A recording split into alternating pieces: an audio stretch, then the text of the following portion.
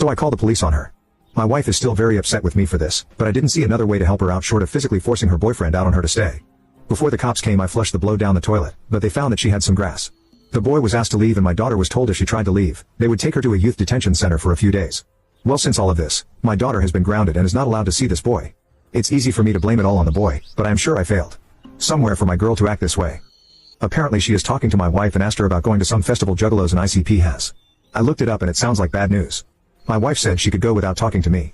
I am at a loss at this point. While I want my daughter to experience life, she seems to be headed down a dangerous road and my wife is enabling it. I did talk to my wife about it, and all she can say is that this is our way of making up for calling the cops on her.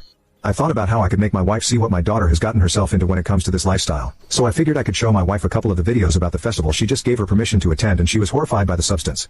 We agreed that my daughter would not be able to go without adult supervision. So, there's a guy I know who at some point has actually gone on tour with ICP and I reached out to him to talk about it.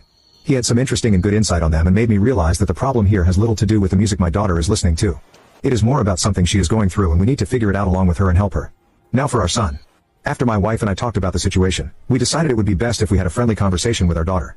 One that would not include yelling from my wife or myself. Even if our daughter raised her voice, we were going to tell her our decision on the concert and see if we could find common ground on a few of the other issues. So last night, we sat her down when she had gotten back from hanging with her boyfriend. He came with her. He needed to grab something that was in her room. He stayed for 30 minutes before leaving.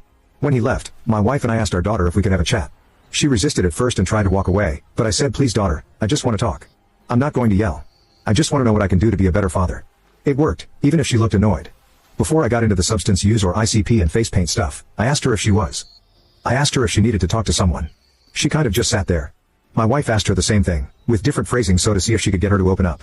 At this point she started to tear up and I could tell she wanted to say something. I shut my mouth though, and continued to let my wife work on her opening up. Since we have been clashing, I didn't want to ruin this opportunity. After a few minutes, she basically stated she was still having a hard time about her best friend's aside. All this time, my wife and I thought she had moved forward with that, yet she was still trying to work through it. We all cried and after several months of her not allowing me not to hug her, she let me. You can now check if there is a part 3 by pressing share and more.